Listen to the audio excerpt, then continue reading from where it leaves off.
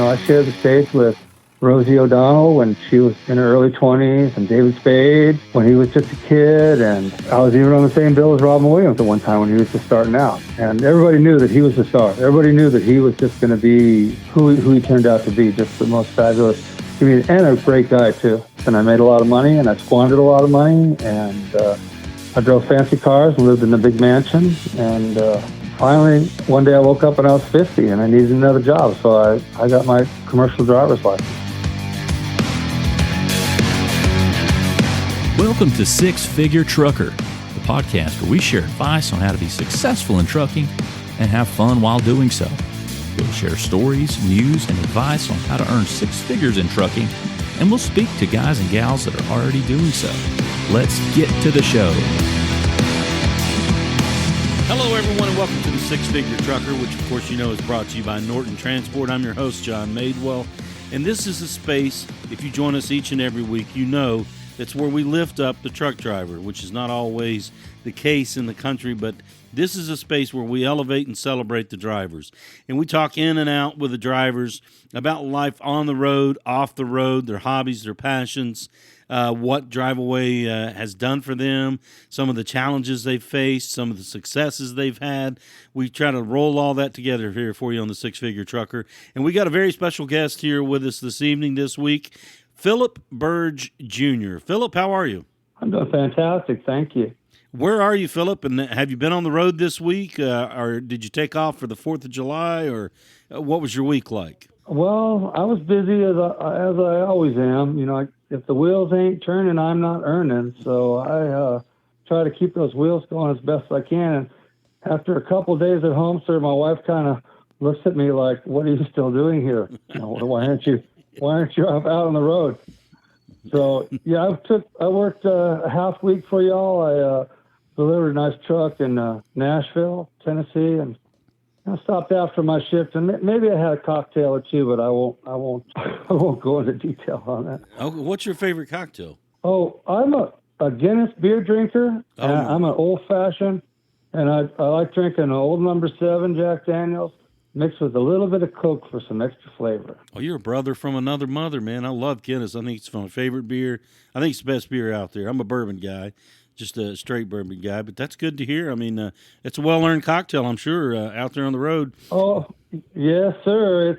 It's a nice refresher at the end of the day, and nothing better than finding a location with a bunch of fellas or a bunch of pretty girls and having a nice cold Guinness to finish your day. I got you.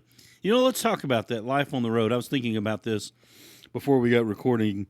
We've talked to a lot of drivers, but give us the real skinny from a guy that's got so much experience like you do. What is life like on the road? Is it lonely? Is it boring? Or is it energizing? What is it for you? Well, for me, I enjoy the freedom of the road. I like looking out that big windshield at America.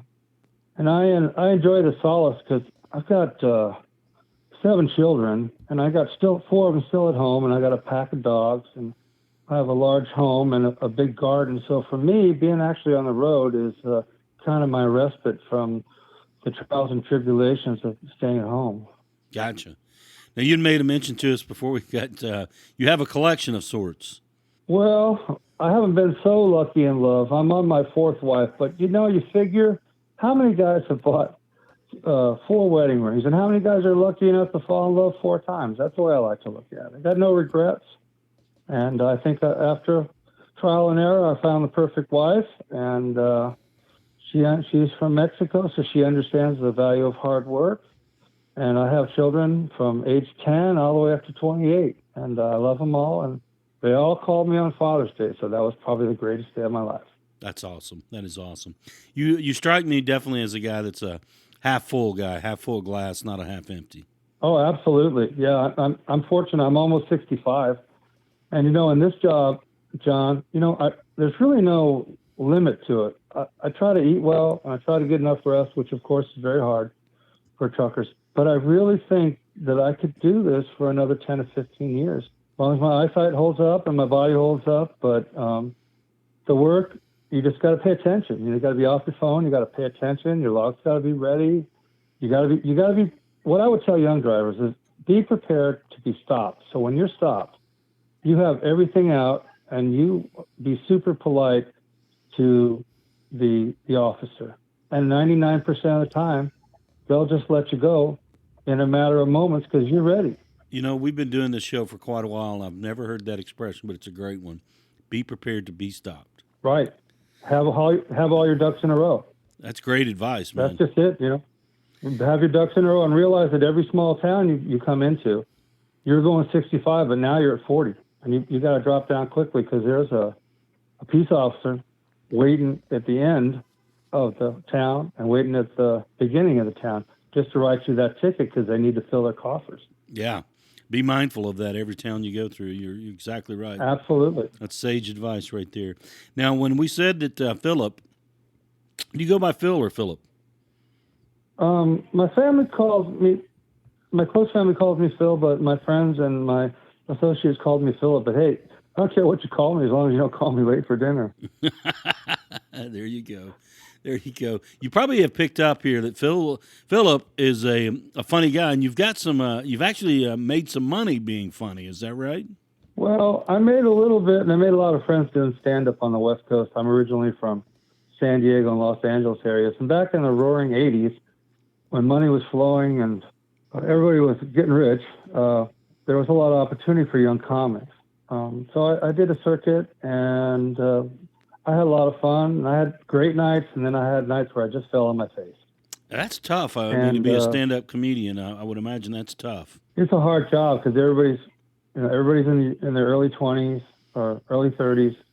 And if you don't make it by the time you're like 24, 27, then the road just gets longer and longer and longer. So after many years of doing stand-up and doing commercials and those types of things, I needed a new job. So I pivoted, as they say, and I was a business owner for many years on the West Coast, and I made a lot of money, and I squandered a lot of money, and I drove fancy cars and lived in a big mansion, and hung out with the stars, and then finally one day I woke up and I was 50, and I needed another job, so I got my commercial driver's license. Gotcha. Now, I want to kind of go back to your stand-up comedian life there. What kind of material did you do? Well, I tried to do topical material on things that were happening at the time. So, of course, Ronald Reagan was in office then, so we did a lot of Ronald Reagan jokes. And I tried to be a clean comic. I didn't swear, and that got me a lot of jobs. I could do cruise ships. I could do a lot of places that a lot of the other comics couldn't because maybe their material was a little bit laced with profanity. And, I got you. I could do my show for just about anybody and be welcome back. That's cool. That is cool. And a lot of my constituents and other people just couldn't. But yeah, it's a real trucking's hard. But I'm telling you, being a stand-up comic is much harder. I got you. And the pay wasn't great, and there was always the promise of the next day. And a few made it, and most just didn't. But I shared the stage with Rosie O'Donnell when she was in her early 20s, and David Spade when he was just a kid, and I was even on the same bill as Robin Williams at one time when he was just starting out. And everybody knew that he was the star. Everybody knew that he was just going to be who he turned out to be, just the most fabulous comedian, and a great guy too. Oh, and yeah. a great guy. That guy, I mean, he can make you laugh. I remember watching Absolutely. him. I saw the same shtick, same set, 4 or 5 times. I still rolled off the couch laughing. It was funny. 4th, 5th time. Guy was just funny. Well, but his show changed every night. The whole thing about him was the improvisation, John, and the fact that he could make you laugh, and he did the facial contortions, and he did this all from just a genius standpoint. He was never taught. I'm sure he never sat down and worked with writers to go over their lines and did timing. He was it. He was the best. Yeah, natural, absolutely. You were talking about being a stand-up's tougher than being a trucker. What's it like? I mean, I'm sure you've had experiences where you killed it and others where you, as you said earlier, fell on your face. I mean, how tough is it to get when you're telling jokes and getting no laughs? Well, you need a lot of liquid courage. Is what you need.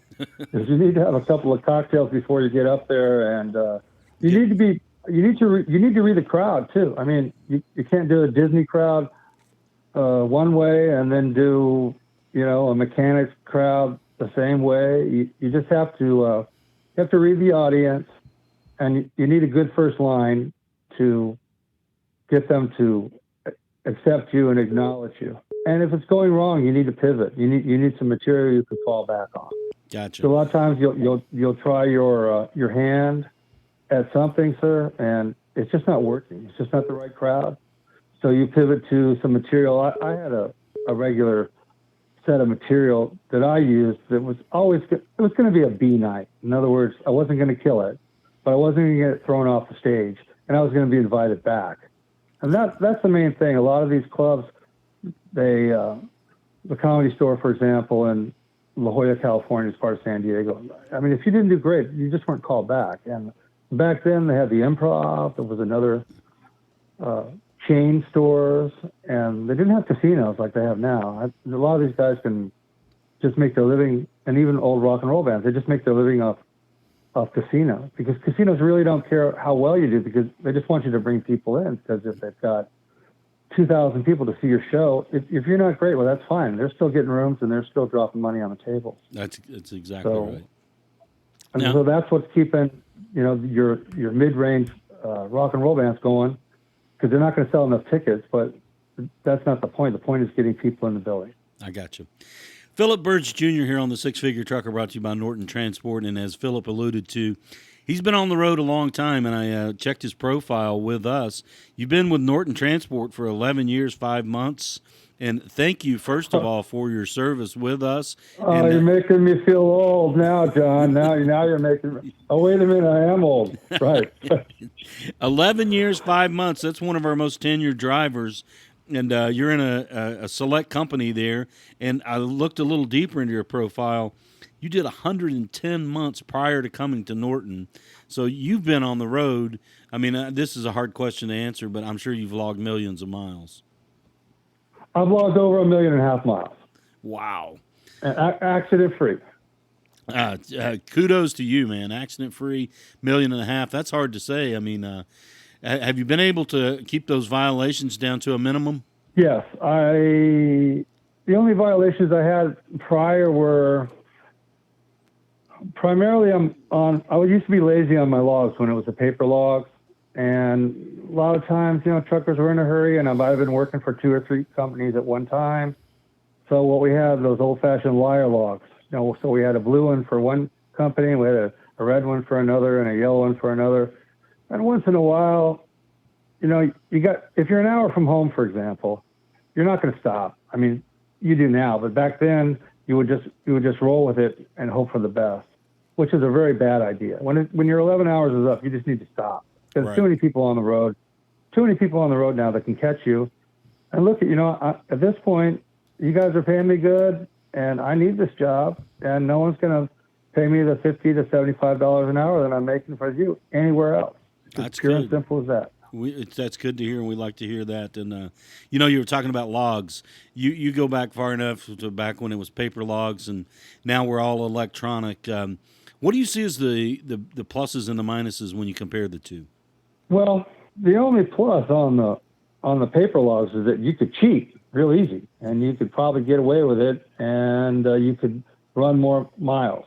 But also that lent to you being a poorer driver, because of course you're tired and you're stretching the limit. And if you wanted to really work it, it was difficult with the paper logs. Once you get the hang of the electronic logs, you don't have to try. And my eyesight isn't great, in my advancing years. So it's difficult to get in with that 15-minute or even the 30-minute areas on those paper logs. So now, via the electronic logs, you can do it much easier. And if you make a mistake, you can go back and fix it. Sure, that's always Whereas good. you couldn't fix it with the paper logs. But with the electronic logs, and it was harder for some older drivers. I was working for another company years ago. I was let go because my logs were always a mess. And my response was, well, do you want Boy Scouts or do you want drivers? They said, we want Boy Scouts that are good drivers. So that was it. I won't mention the name of the company, but I'm on their do not hire back list. I called a couple of years ago. No, we don't want you back, so you're fine. Hey, you're good with us, man. I mean, with a Yeah. 1.5 million Thank miles. You got a great crew of people over there. I like to call out, Thomas Venn, and I'd like to call out Amanda Fielding. Those have been my primary dispatchers for the last few years, and Peyton and some of the other fellows that have come and gone. But I'll tell you about Norton is that I'm dealing with honest people. I'm dealing with good, honest, church-driven people that I never worry about my pay. I never worry about them asking me to do something I don't want to do. And as long as you stay within the rules, you've got a job there for life. Well, I'll be honest with you. You were recommended first by Thomas Venn, because I was asking. I said, I need to find a good podcast guest, and he said, Philip Burge Jr. And so Thomas recommended you, and then before I got in touch with you today, I talked to Amanda, and she said he's solid. She said you can depend on Philip Burge. Well, they must have got the checks that I sent them or something. To make sure that a little mordida, the little bribes I sent, they got that first, so I'm glad to hear they said that. Well, don't be modest, because, I mean, obviously you've earned that reputation, and 1.5 million miles you put in the road work and have done it. And like we were saying, 11 years, 5 months with Norton Transport. We're very, very thankful to have you on board.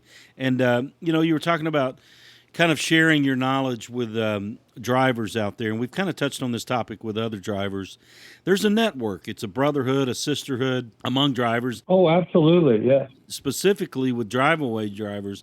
Have you had some examples out on the road where you've run into other, maybe Norton drivers or other Driveaway drivers that may be in a jam, maybe in a pickle, maybe at a loss of what to do? Can you share a story or two with us about how you helped them out? Well, one time not too long ago, a young man, a recent immigrant to the United States, he took a job and he didn't know how to drive a stick shift. And he was going to Minneapolis, and the load was picking up in Laredo, and he just was lost. And so I took the time to show him, because he had no idea how to shift these gears. He told me, Philip, we got a big problem. And I said, what is that? His name was Gustavo. I said, Gustavo, what's our problem? He said, it's got three pedals, and there's a big stick in the middle. Yeah. I said, Gustavo, that's called a clutch, and the thing in the middle is your gear shift. He said, oh, I've never seen one before. He said, but I promised this load. I said, well, we're going to do this. We're going to tape up the lower gears, and I'm going to put you only in the high gears, and just drive it like a car. I said, you have no weight. You've got no weight, so you can start in the fifth or the sixth gear, and then skip a gear and just go, Keep 5, 7, 8, 9. Right, exactly. And I said, this is illegal. Don't do this. Make this a habit. But I said, just put it into neutral when you're coming to a stop, and then just start over. Once you get the hang of it, I said, and you'll probably get the hang of it by the time you get to about Nebraska. And by the end of the trip, Johnny called me and said, yeah, I made all of Minneapolis, and I was able to take that tape off, and I learned to drive the whole thing, the whole way, thanks to you. After 2,000 miles, now I can drive a stick shift. Yeah, that's a great thing to pass along, to give him a life skill behind the wheel. I mean, kudos to you for that. Well, and also, he didn't want to disappoint you guys either. Yeah. I mean, kudos for him. He could have easily said, well, I can't drive this, and I quit. But, he had a family to support, and he had commitments, and he made a commitment to Norton Transport that he was going to deliver this truck. Mm-hmm. So, I was able to help him get out the lot and get him down the road, but he was the one that figured it out for the remaining, 1,980 miles. Yeah. He figured it out. So, and I've seen him on the road since, and he's thanked me again. But, unfortunately, we don't see a lot of manual shifts anymore. It's a kind of a rarity these days. Yeah, absolutely. But he was able to do that, and I've had plenty of Norton drivers help me out in a pinch, like the time that my airbag went bad and somebody knew how to fix it by bypassing one of the lines on the bottom and doing a daisy chain to make that thing power up. I mean, I can't tell you the number of drivers that there was a driver that used to work for you named Mr. Presley, and he was a Marine. So this guy was probably 10 years older than me. He looked 20 years younger than me. Didn't have an ounce of fat on him. And he's climbing up the truck like it's a monkey, you know. And he was just amazing. And I asked him, how long have you been doing this? And he said he'd been doing it for 30 years. Wow. And so he is kind of my idol. And he must have weighed maybe $175. He was 6 feet tall. There wasn't an ounce of fat on the guy. And what an amazing driver. Just a picture of health right there, and a great driver. Picture of health, yeah. I look at myself in the mirror, and I hold up pretty well. But, man, this guy was a real deal. And he might still work for you. Yeah. Now, talking about Philip's experience here, I was looking at your credentials, tanker, doubles, triples, right hand, manual. There's basically nothing you can't drive. Yeah, if it's got 5 wheels and one of them is a steering wheel, I could probably drive it. Now, you've been driving, let me do the quick math, 110 months. That's 10 years plus 11. So you've been driving more than 20 years. I've been driving about 18. Right. I did my tour and working for a mega carrier. I worked in the oil field for 2 years up in Oklahoma, where the only thing stopping that Canadian wind was that barbed wire fence. I worked doing sand here locally in East Texas, just driving a sand truck. I drove for Frito-Lay. I pinched in at my local school and drove the school bus for a week because the school bus driver was sick and they needed a school bus driver. So we ran down and got my passenger endorsement, and I took off a week from going over the road and did that for my children. That's cool, man. That's cool. Frito-Lay, that's Plano, Texas? Is that home base for them? I live in Palestine, Texas, sir, which is in the eastern part of the state. It's a little town, home of Adrian Peterson, the great running back. Oh, yeah. From the Minnesota Vikings. This is his hometown. And just a great little town. It's almost 200 years old.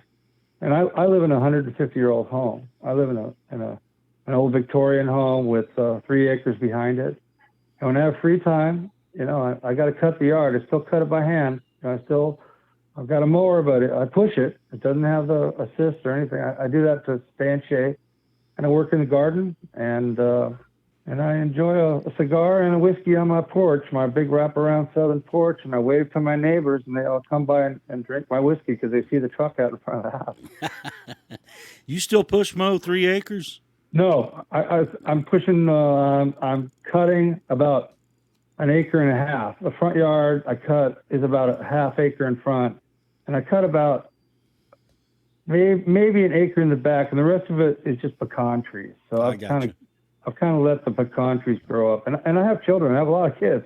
So I mentioned I've had a lot of wives and a lot of kids. So we got some 17-year-olds in the house now. So they're doing some of the things that maybe I used to do, but not doing as much of anymore. I want to circle back there. You said you enjoy a cigar and a whiskey there. I just finished a cigar. I just finished a cigar before calling you, and I'll have another here before the evening's finished. What kind of cigar do you go to? You know what? I'm a Titans guy. I'm a Titans or a Philly Blunt. I'm looking for $1 a stick. I'm not the highfalutin Tommy Bahama, Cuban cigar type. I wish I could, but the prices being what they are now, I got just used to the cheap ones, and I guess I'm just going to stick with them. Once in a while, a friend will bring me a nice one from El Salvador or Nicaragua, and those ones from Nicaragua are great because they're all done by the old Cuban expats. They taste exactly the same and the same type of tobacco, and they're hand rolled just like they were in Cuba. Yeah, you're spot on right there. I mean, when you look at the cigars that come out of Honduras, Dominican, Nicaragua, a lot of, like you said, a lot of the families from Cuba just moved when the embargo came about. They just moved and started up operations there, and you get fine cigars from those countries. You sure do. I don't really taste any difference. And when I retire one day, or when I win the lottery, sir, I'm gonna buy a case of them, and I'm gonna call up my buddy Thomas, and I'm gonna send him half of them. So there you go. Well, Philip, we all can, dreams are free, right? Dreams are free. Dreams are free. Now, you told us about that network where you've been helped and you've helped others. Now's a good opportunity to help some who may be on the fence about deciding whether they want to move into Driveway or not. Give it to them straight. What would you say to somebody who's thinking about moving into Driveway? Well, I'll tell them one thing. The key is how the heck you're going to get out, or where you're going to go to. Don't just take the load. You got to know where you're going. You got to do your due diligence. I recommend working for a second company in case, something happens. Like with one company, there were no mirrors. The mirror factory in Mexico burned down, so that company didn't have any trucks. For 2 months. Oh yeah. So make sure you have a backup one, and try to be looking ahead. And the key is really the travel out. I recommend to drivers. I use Frontier Airlines. I buy what's called a Wild Pass, and a lot of the Norton drivers do too now. I see them all the time. It costs $500 to $600 for the whole year, and you can fly for taxes, normally between $15 and $25 to anywhere you want to go. And that is the key to this job, is being able to drop off, find another load where you're at, and when you run out of loads, be close to an airport and fly back to an area where you can find a load, like Chillicothe or Dublin, Virginia. Or since I'm in Texas, there's tons of loads down here in Laredo, San Antonio, up in Dallas and Denton.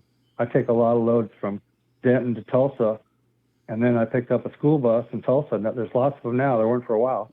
You get your pick. You can take a nice load, make $1,000, go to the East Coast, fly back, be in Laredo the next day. Yeah, it's all about minimizing your expenses and expanding your profits. It is. Stay out of the Denny's. Stay out of expensive hotels. Stay out of places that are going to suck your money. When you come home, you want to have money in your pocket. It'll make your wife real happy. You come home with money in your pocket. She's real happy to see you. You come home broke, she's not going to be quite so happy to see you. There you go. Money in your pocket, happy wife, yeah. Happy life. Happy life, that's it. But I tell you, the freedom from this job, John, is the key to the job.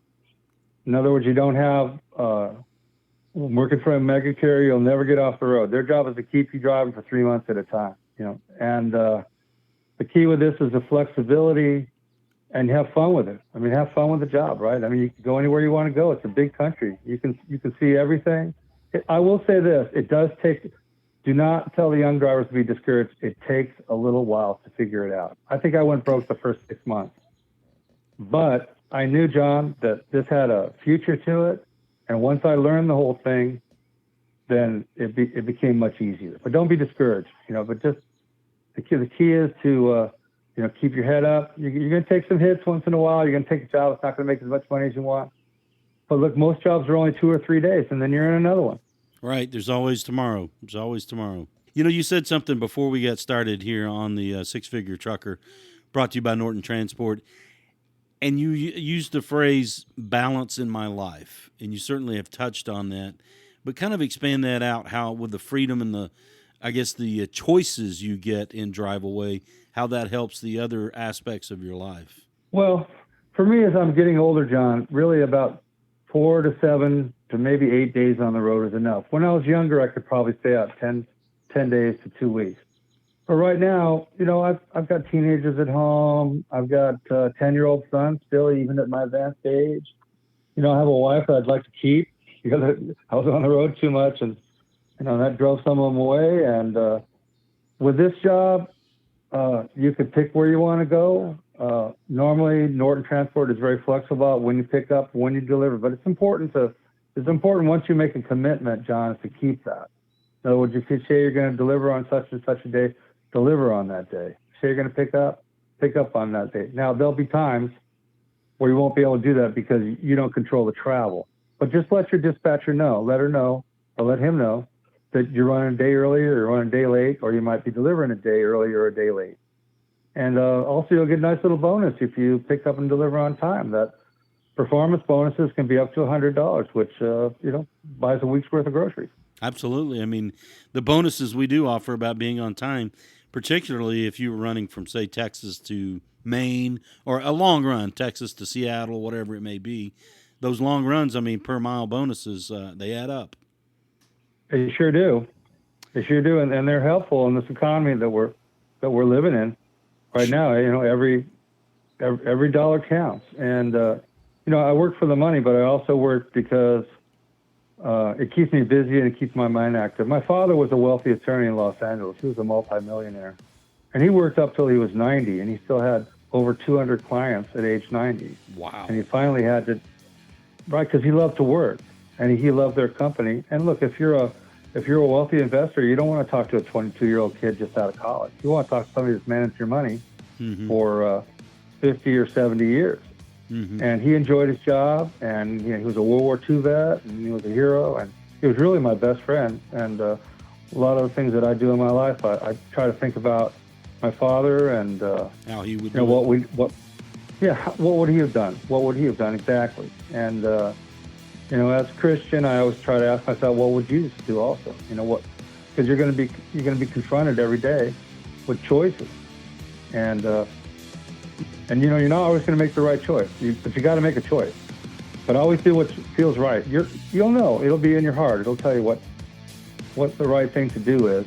And doing Driveaway is a fun way to do it. I plan on doing this for almost 65. I plan on doing this for another 10 years. I might have to slow down and do a little bit less work, but you know, it's something I know how to do. I can't see going back to working for a mega carrier. And, you know, I don't really want to lift 50-pound boxes onto the back of a UPS truck. So it's a good fit for me right now, John. That's great to hear. Philip Burge Jr., thank you so much for being on the Six Figure Trucker, brought to you by Norton Transport. Love the conversation, man. It flew by.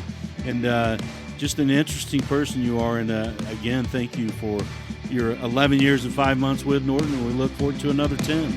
Thank you very much. Don't fire me. I need to work.